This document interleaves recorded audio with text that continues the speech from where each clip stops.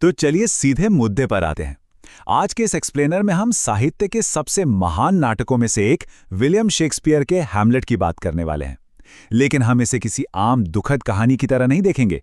इसके बजाय हमारा पूरा फोकस इस नाटक के सबसे मशहूर हिस्से यानी द माउस ट्रैप दृश्य पर होगा। हम इसे एक बहुत ही शानदार मनोवैज्ञानिक स्टिंग ऑपरेशन के रूप में डिकोड करेंगे। एक ऐसी चालाक योजना जिसे एक हत्यारे का पर्दाफाश करने और एक बहुत ही गहरे छुपे हुए सच को बाहर लाने के लिए बुना गया था। इस पूरी जांच के बीचों बीच एक बहुत ही दिलचस्प सवाल है, क्या एक मनगढ़ंत कहानी, कोई रचित भ्रम किसी छुपे हुए सच को उजागर कर सकता है? जरा सोचिए, आज के समय में हम देखते हैं कि कैसे मीडिया या कोई तीखा इंटरव्यू एक आईने का काम करता है। ठीक वैसे ही क्या एक काल्पनिक नाटक जो पूरी तरह से अभिनेताओं द्वारा रचा गया हो, डेनमार्क के भ्रष्ट दरबार में एक वायर टैप यानी एक जासूसी उपकरण की तरह काम कर सकता है? आज हम यही समझने की कोशिश करेंगे कि कैसे सिर्फ कला और नाटक का इस्तेमाल करके एक खौफनाक असलियत को सबके सामने लाया जाता है। आज के हमारे सफर का रोड मैप कुछ इस तरह है। हम एक भूतिया मांग से शुरू करेंगे, फिर हैमलेट की जासूसी, जाल बिछाने की प्रक्रिया, अपराध बोध का आईना और अंत में देखेंगे कि कैसे राजनीतिक न्याय व्यक्तिगत प्रतिशोध के भंवर में खो जाता है। चलिए आगे बढ़ते हैं। भाग एक भूतिया मांग। देखिए, किसी भी अच्छे स्टिंग ऑपरेशन को शुरू करने के लिए एक मुखबिर की जरूरत होती है, और इस कहानी में वो मुखबिर कोई और नहीं बल्कि मृत राजा हैमलेट का भूत है। यहां पर ना उद्देश्यों का एक बहुत ही दिलचस्प टकराव देखने को मिलता है। बाईं तरफ देखिए, भूत का मकसद बिल्कुल साफ और राजनीतिक है। वो चाहता है कि डेनमार्क में राजनीतिक व्यवस्था वापस आए, राज्य को न्याय मिले और क्लॉडियस को सजा मिले जिसने गलत तरीके से गद्दी हथिया ली है। लेकिन दाईं तरफ हैमलेट के दिमाग में कुछ और ही चल रहा है। वो अपनी मां गर्ट्रूड के धोखे को लेकर एक बहुत ही उथल पुथल भरे जुनून में फंसा हुआ है। मतलब भूत को राज्य के लिए न्याय चाहिए, जबकि हैमलेट एक बेहद भावनात्मक और व्यक्तिगत बदले की आग में जल रहा है। दिलचस्प बात यह है कि ये दोनों ही अपने लक्ष्य तक पहुंचने के लिए एक तरह के प्रदर्शन या नाटक का सहारा लेते हैं। भूत को ही ले लीजिए, वो पूरी तरह से युद्ध के कवच में सामने आता है, जो अपने आप में डेनमार्क के लिए एक खतरे का प्रतीक है। उसका ये नाटकीय अवतार सीधे तौर पर हैमलेट को भी प्रेरित करता है। और हैमलेट क्या करता है? वो भी खुद को बचाने और बिना किसी शक के जानकारी जुटाने के लिए पागलपन का एक मुखौटा पहन लेता है। यानी हैमलेट का पागलपन कोई बीमारी नहीं है, बल्कि जांच करने की एक सोची समझी रणनीति है। भाग 2, जासूस निर्देशक। अब हैमलेट सिर्फ एक दुखी राजकुमार नहीं रहा, वो अपना जाल बुनने वाला एक जासूस और थिएटर का निर्देशक बन चुका है। हैमलेट का ये स्टिंग ऑपरेशन बिल्कुल किसी पुलिस इन्वेस्टिगेशन की तरह है, जिसके 4 सटीक कदम हैं। सबसे पहले पागलपन का नाटक, जो उसका कवर है। इससे दरबार के लोग उसे सिर्फ मानसिक रूप से अस्थिर मान लेते हैं, कोई खतरा नहीं। दूसरा कदम है अभिनेताओं को काम पर रखना, यानी अपनी तैयारी करना।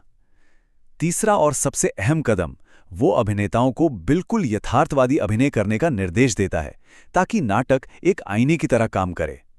और अंत में वो और उसका दोस्त होरेशियो अपने टारगेट यानी राजा क्लॉडियस पर नजर रखते हैं, ताकि उसकी किसी भी हरकत से उसका जुर्म साबित हो सके। भाग 3, माउस ट्रैप बिछाना।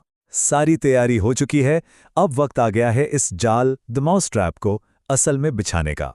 यहाँ हैमलेट जिस तकनीक का इस्तेमाल कर रहा है ना, उसे मेटा थिएटर कहते हैं। इसका मतलब है एक ऐसा नाटक जो जानबूझकर दर्शकों को एहसास दिलाता है कि वे एक नाटक देख रहे हैं, लेकिन साथ ही वो असली जिंदगी के राज भी खोल रहा होता है।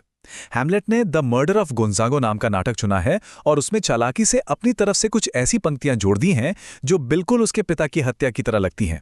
ये मंचन कल्पना और डेनमार्क के भ्रष्ट दरबार की असलियत के बीच के फर्क को पूरी तरह मिटा देता है। ये जो कोट है ना, ये इस पूरी योजना की जान है। हैमलेट का पक्का विश्वास है कि कला सिर्फ टाइम पास या मनोरंजन के लिए नहीं होती। कला में वो ताकत है जो समाज के सबसे गहरे रहस्यों को चुनौती दे सकती है और अपराधियों को उनका असली चेहरा दिखा सकती है। वो इस नाटक का इस्तेमाल सचमुच एक आईने की तरह कर रहा है, ताकि क्लॉडियस अपनी खुद की खौफनाक असलियत देखने पर मजबूर हो जाए। आइए देखते हैं कि स्टिंग ऑपरेशन कैसे तेजी से अपने क्लाइमैक्स पर पहुंचता है। पहले ही मिनट में एक मूक अभिनय यानी डम शो होता है, जो बिना कुछ बोले हत्या का पूरा दृश्य दिखा देता है। फिर संवाद शुरू होते हैं, जहां रानी कसम खाती है कि वो दूसरी शादी नहीं करेगी। और फिर 15वें मिनट में आता है सबसे बड़ा दांव। लूसियानस नाम का एक किरदार राजा के कान में जहर डालता है, बिल्कुल वैसे ही जैसे क्लॉडियस ने किया था। बस यही वो पल है। ये देखते ही क्लॉडियस बुरी तरह घबरा जाता है, नाटक रुकवाता है और वहां से भाग खड़ा होता है। जाल काम कर गया। भाग 4, छुपे हुए अपराध बोध का आईना। अब जब स्टिंग ऑपरेशन कामयाब हो गया है तो देखते हैं कि इस आईने ने राजा के शांतिपूर्ण मुखौटे का क्या हाल किया।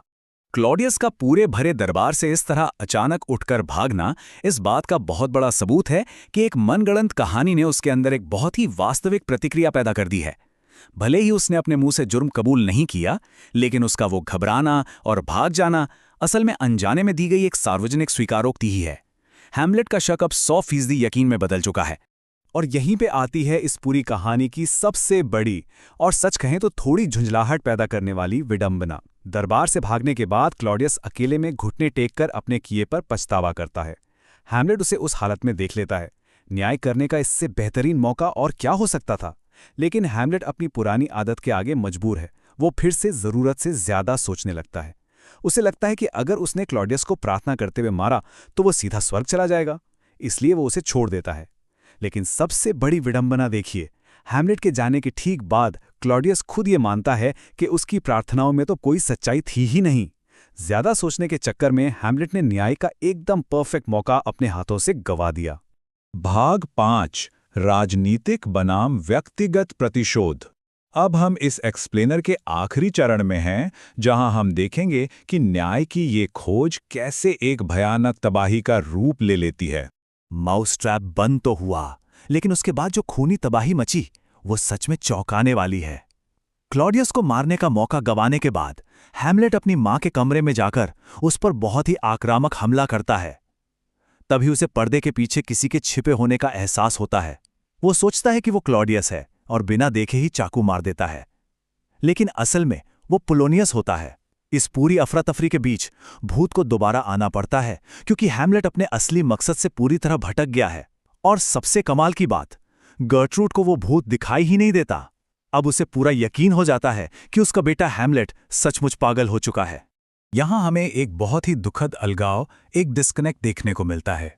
भूत शुरू से कह रहा था कि ये लड़ाई डेनमार्क की राजनीतिक व्यवस्था को ठीक करने की है, लेकिन हैमलेट उस बड़ी तस्वीर को देख ही नहीं पाता।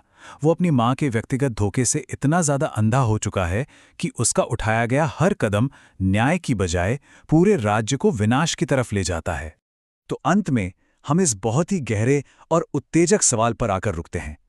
हैमलेट ने माउसट्रैप के जरिए सच्चाई को सामने लाने में तो पूरी कामयाबी हासिल की, लेकिन उस सच को संभालने की उसकी अक्षमता ने पोलोनियस, ओफिलिया, गटरूड, लेयटीज और अंत में खुद उसकी भी जान ले ली। पूरा का पूरा राज्य तबाह हो गया।